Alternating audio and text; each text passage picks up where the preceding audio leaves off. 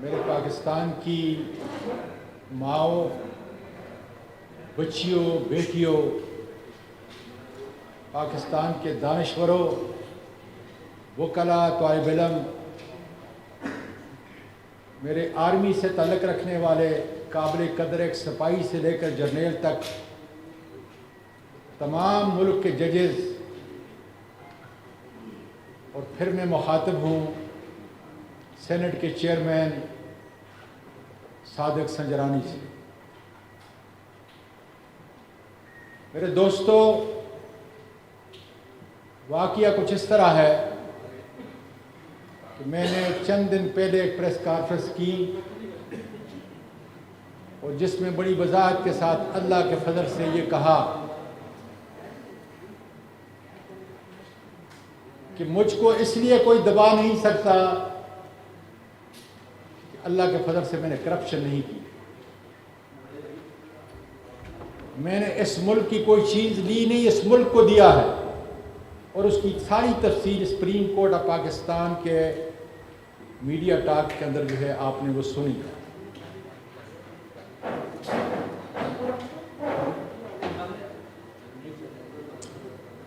मेरे मुल्क के लोगों,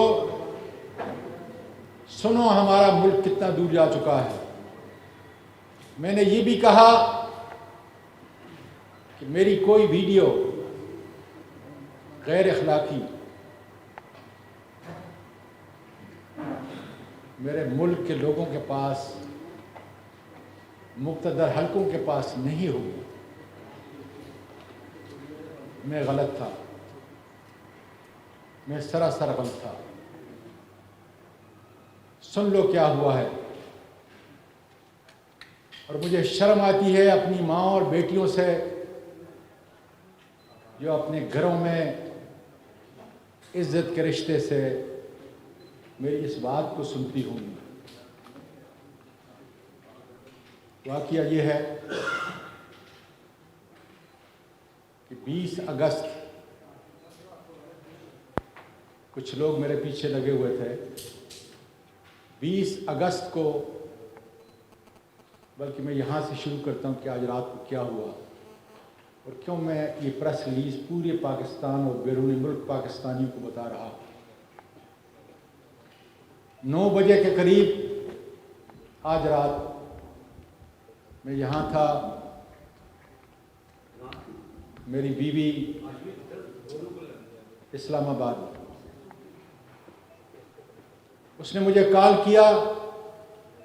उसकी चीखो पकार, हिचकियाँ बंद नहीं होती थी। मैंने बड़ा ज़ब्त किया कि शायद मेरी उन पोतियों को किसी ने कत्ल कर दिया है, और मैं यहाँ लाहौर में हूँ। मैं बार बार ज़ोर ज़ोर से कहता, क्या बात है, क्या बात है, बोलो।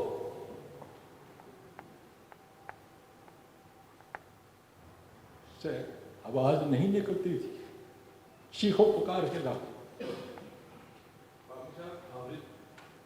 एक दफ़ा, 2 दफ़ा तंग हुआ। ये सिलसिला को 4-5 मिनट तक चलता रहा। उसके बाद मेरी बेटी, जो अमेरिका से सिर्फ इस वाक़ये के लिए आई हुई है, मैंने उसको कॉल किया। मैंने कहा, बेटा, तुम्हारी 2 जवान बेटियां हैं, न मुझसे और न तुम्हारी माँ से तुम्हारी कोई चीज़ छुपी हुई है। हमने तो तुम्हें इस तरह अपने हाथों में नहलाया और बड़ा किया है। मेरी सबसे अजीज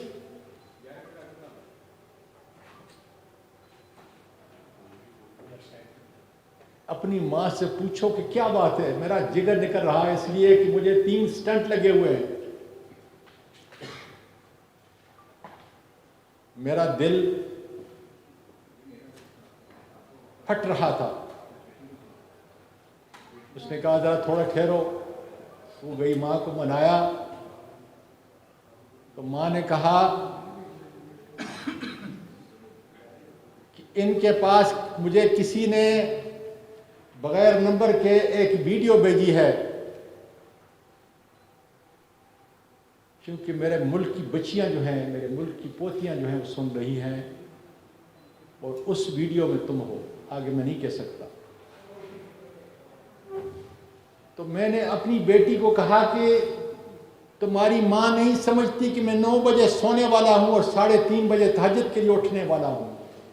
सारी ज़िंदगी मैंने इसके साथ गुजारी है, और इसको पता नहीं कि चंद दिन पहले 13 अक्टूबर की सुबह को जो मुझे उठा के ये गारम ले गए, उस वक्त मेरी वीडियो बनाई।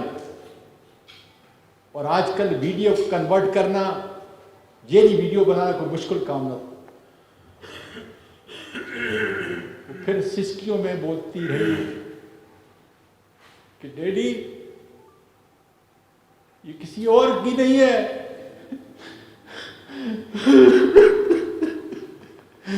ये तुम्हारी और मेरी मामा की है।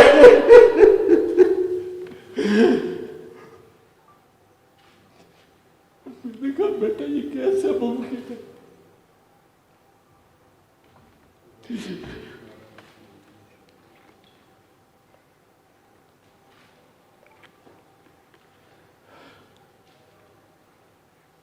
अल्लाह मुझे इतनी क़ुव्वत अता कर कि मैं अपनी कौम का, अपनी बच्चियों को ये पैगाम पहुंचा सकूं। उसने कहा कि जब आप बेटा ये छोड़ दें, इससे डिस्टर्ब होता है क्यों। उसने कहा कि जब आप कोयटा गए थे, ये उसकी वीडियो है। सादिक संजरानी साहब, तुम बलोच हो, बहुत बड़ी कौम है तुम्हारी। तुमने अपने तौर पर, तुम मेरी बीवी को अपनी आंटी कहते हो, चाची कहते हो। मुझे पूरा यकीन है कि तुम असली नस्ल के हो, इसलिए तुम इज्जत और एहतराम करते हो। तुमने सुप्रीम कोर्ट की जुडिशल लॉजेस के अंदर अपने से बड़े सेनेटर का, अपनी चाची का तहफ़्फ़ुज़ करने के लिए वहां पे इंतज़ाम किया, और मुझे बताया कि चूंकि सुप्रीम कोर्ट का कोई जज कोयटा के अंदर नहीं है, इसलिए तुम यहां पे रहोगे।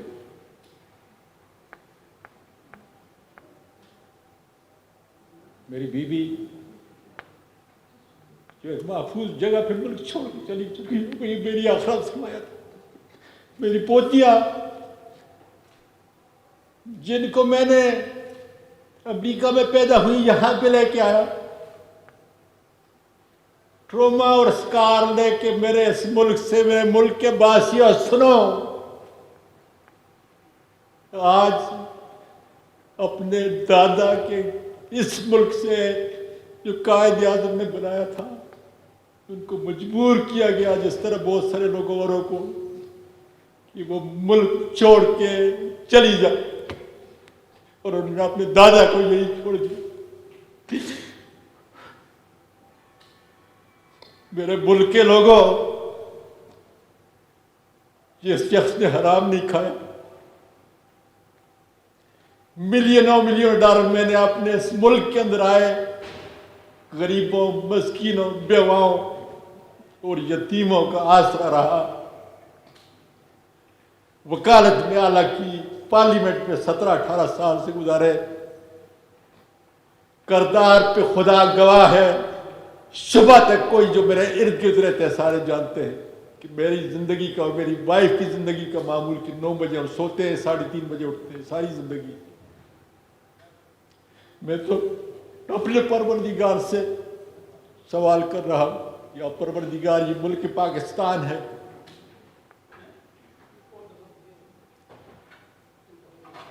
ये मुल्क पाकिस्तान है जिसके अंदर एक खामद और बीवी का तकद्दस। और मैं हैरान हूं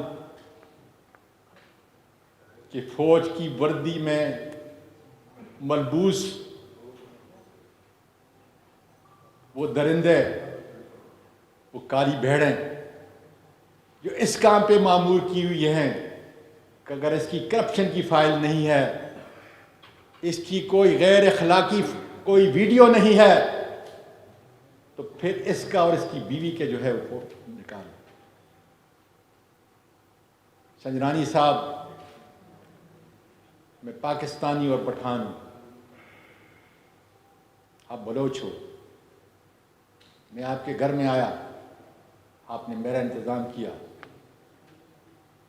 मैं नहीं जानता, लेकिन इतना ज़रूर जानता हूं कि ISI के लोगों से तुम्हारा बैठना, उठना, जीना इस तरह है जिस तरीके से बदन एक बदन होता है। मैं पूरे मीडिया के ज़रिए, पार्लियामेंट के ज़रिए आपको दरख्वास्त देता हूं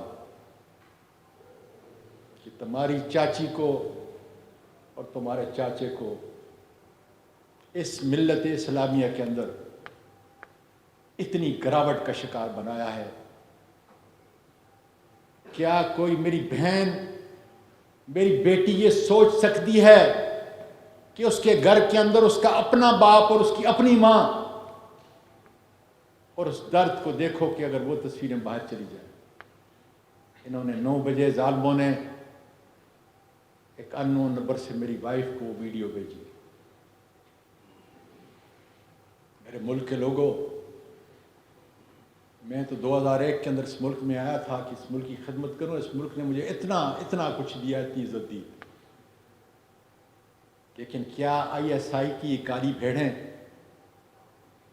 जिन्होंने इस मुल्क की रवायात को, इस मुल्क के अखलाक को, इस मुल्क के किरदार को तबाह करके रख दिया है, सब ठेके इनके, लोगों को लड़ाते हैं, लोगों को मारते हैं, कत्ल करते हैं। और अल्लाह तेरा शुक्र है कि मेरी प्यारी बीबी जो नानी भी थी और दादी भी थी, मेरी बहू और मेरी 3 पोतियां हिफाजत से यहाँ से निकल चुकी हैं।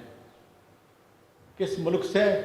ये अफ्रीका नहीं है, ये ला इलाहा इल्लल्लाह मुहम्मदुर रसूलुल्लाह के मुताबिक बना। बाजवा साहब, मेरे ख़ानदान के कितने लोग, सिपाही से लेकर लेफ्टिनेंट जनरल तक इस मुल्क की खिदमत की, और तुम्हारा और मेरा रिश्ता कितना करीब है। जब भी हमारी हुकूमत के हमारी कभी मुलाकात हुई, आपने हमेशा स्वाति साहब के नाम से याद किया मुझे। मैं नाम नहीं लेता इस मीडिया के ऊपर, लेकिन आप जानते हो कि आपका एक बहुत बड़ा करीबी मेरे पूरे ख़ानदान का उससे कितना करीबी तल्लुक़ है। 25-30 साल से मेरे कितने ख़ानदान के लोग आपके उस बड़े के करीबी दोस्त हैं। मैं खुद उसका दोस्त हूँ। और मैंने तो सिर्फ चंद दिन पहले ये कहा था कि बाजवा साहब, अयाज नाम का असिस्टेंट डायरेक्टर है, लोगों की बातें न सुने, फ़हीम और फैसल की बातों को न सुने। इसलिए खुदा जाने कि इन काली भेड़ों का एजेंडा क्या है। मेरा एजेंडा तो मेरे मुल्क के सिपाही से लेकर जर्नेल तक उसकी इज्जत करना है।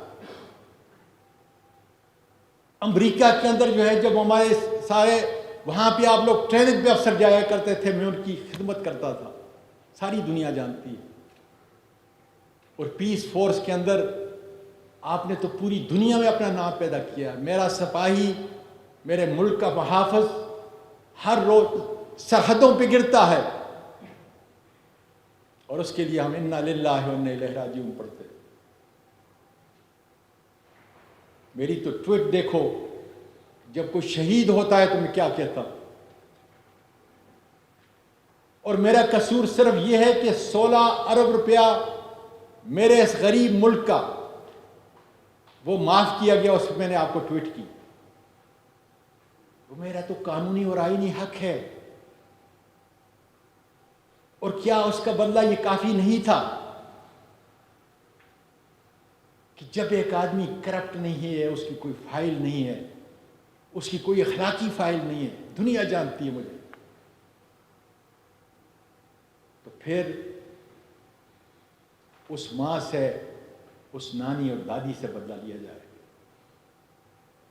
जिन लोगों ने ये किया, उस जमीन फट क्यों नहीं गई? मैं पूछता हूं दानश्वरों, वकला और जजेस, जमीन फट क्यों नहीं गई? और कहां पर? सुप्रीम कोर्ट के जुडिशियल लॉजेस क्वेटा के अंदर 20 अगस्त को कुरान मजीद देखो पढ़ने वालों, क्या कह रहा है मेरा परवरदिगार आपके लिए और मेरे लिए, क्या पैगाम दे रहा है कि इस वक्त के अंदर जो है किसी को इजाजत नहीं होगी, इसलिए कि बीवी और खामन, उसकी तुम वीडियो बना रहे हो। कौम का नौजवान क्या उन मासूम आर्मी के सिपाहियों से लेकर जर्नल तक नफरत नहीं करेंगे कि उसी वर्दी के अंदर ये काले भेड़िए इस मुल्क की अखलाकियात को इतना गिरा दिया है, इतना गिरा दिया है कि लोगों की ज़बानें बंद करने के लिए ये मासूमों का कत्ल मुल्क से और मुल्क से बाहर भी करते हैं। मेरे पास तो सिवाय इज्जत के कुछ भी नहीं था। इस मुल्क में बड़ा हुआ और फिर सब कुछ इस मुल्क को दे रहा हूं। कौन सा कसूर था?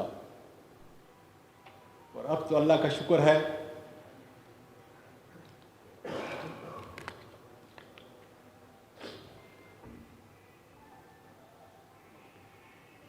किस तरह मेरी बीवी गई होगी, जिसके साथ 16 साल की उम्र में मैंने शादी की, अपनी पसंद की शादी की, जिसने मेरे पोतों को, नवासों को नहीं बल्कि पूरी फैमिली को, यतीमों और मस्कीनों के लिए, और 1 महीने में 10 दिन वो रोजे रखती है। उसकी इज्जत को मुल्क के जजेस इतना आसान है, इतना सस्ता सौदा किया निजामों ने। ए मेरे मुल्क के मीडिया के लोगों, कब तक तुम्हारी जबानों के ऊपर जो है ताले लगेंगे? कब तुम्हारी जबान खुलेगी अपने इस मुल्क के लिए? क्या हो रहा है नीचे? बाजवा साहब, क्या आज भी आप नहीं पूछ सकते कि इस मुल्क की एक बेटी, मां, जो दादी भी है और नानी भी, उसको मुल्क छोड़ने पे क्यों मजबूर किया गया? क्या कसूर था उसका? मेरा कसूर सही कि मैंने ट्वीट किया। क्या कसूर था मेरी बहू का, जो आपकी बहू है? क्या कसूर था मेरी पोतियों का, जो मेरे मुल्क की और आपकी पोतियां हैं? बाजवा साहब, इस मुल्क के कौम को बताओ कि इस मुल्क को किस जिगर के ऊपर जो है हम लेके चल रहे हैं, और वो कौन लोग इस पे तुले हुए हैं कि पाकिस्तान का बच्चा बच्चा आर्मी की वर्दी से नफरत करे। और मेरे मुल्क के लोगों, जिस वक्त ये नफरत पैदा होगी तो अंदरूने मुल्क और बैरूने मुल्क वो लोग जो इस मेरे मुल्क को ख़त्म करना चाहते हैं, इसलिए हमारे मुल्क का सबसे बड़ा दफा जो है हमारी फौज है। और फौज तब ताकतवर है कि उसके साथ अवाम खड़े हों। बाजवा साहब, यही बात तुमने की, वही बात मैं कर रहा हूं। और जब अवाम गिरेंगे, नफरत पैदा होगी, तो मेरे और आपके दुश्मन का सीना ठंडा होगा। और यही वो चाहते हैं कि मुल्क शाम बने, लबनान बने, इराक बने, लीबिया बने।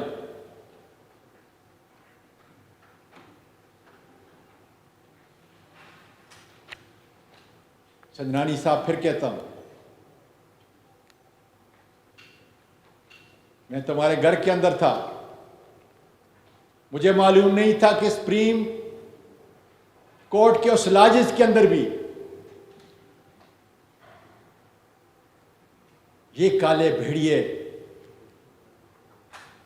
बाहर की नहीं, मियां और बीवी के साथ जो है इतना गिरावट, इतना गैर अखलाकी काम।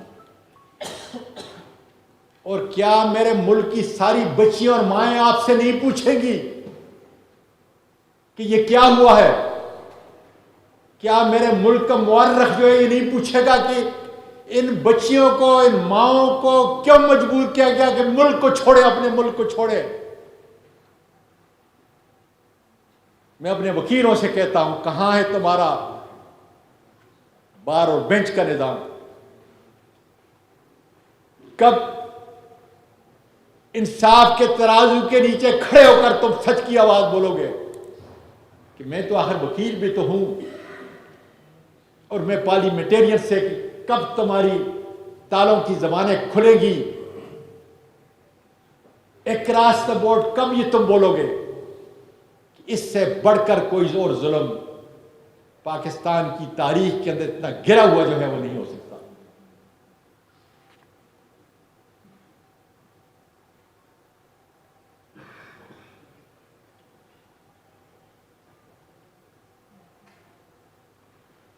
मैं कौम की माओं को कहना चाहता हूं, कौम की बेटियों को कहना चाहता हूं कि इस जुल्म की आवाज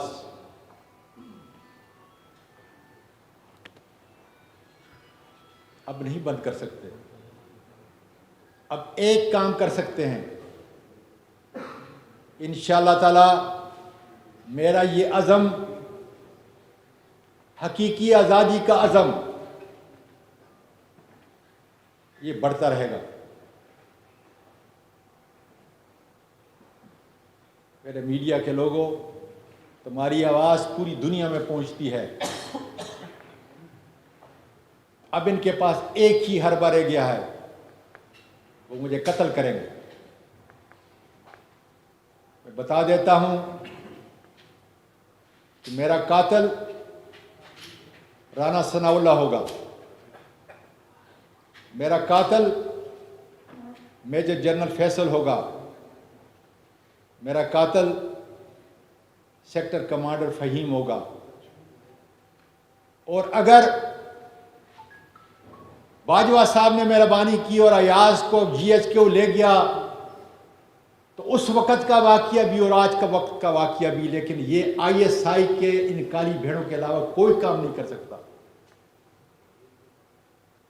कि अयाज जो FIA का डायरेक्टर है, उसके साथ 3 ISI की काली भेड़ें थीं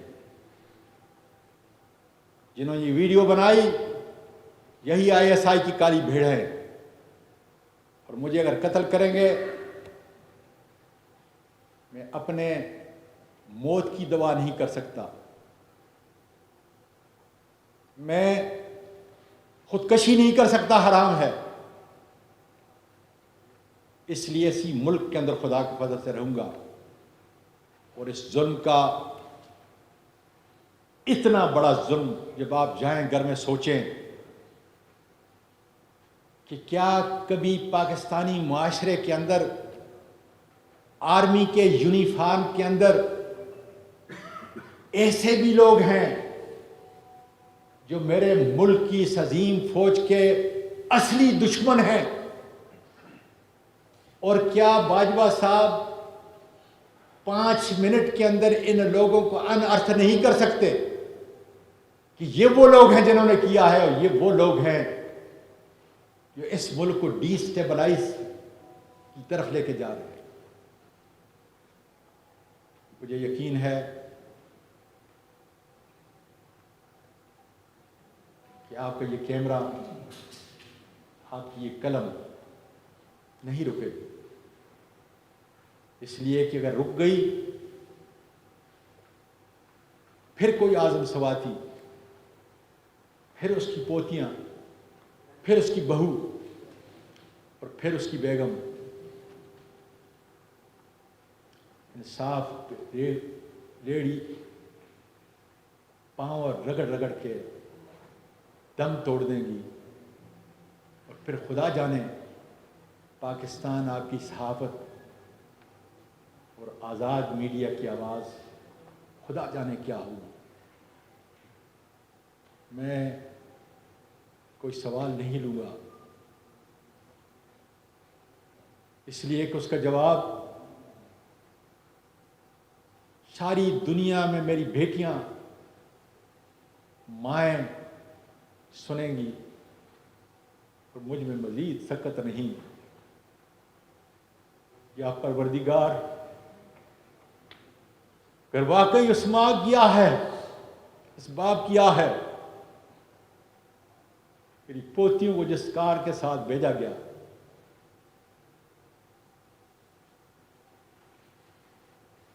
तो फिर मेरे परवरदिगार जुल्म पे अपनी बिजली गिरा और मेरे मुल्क के लोगों उठो। अगर इसी तरीके से हमने बुज़दिली का सबूत दिया, इसी तरीके से हमारी वीडियो बनती रही और हम ज़मीर के सौदे करते रहे, उनके सामने झुकते रहे, तो खुदा की कसम न सहाफ़त इस मुल्क को बचा सकेगी, न पाकिस्तान की बहादुर अफवाज, नहीं पाकिस्तान की अवाम। पाकिस्तान पाइंदाबाद।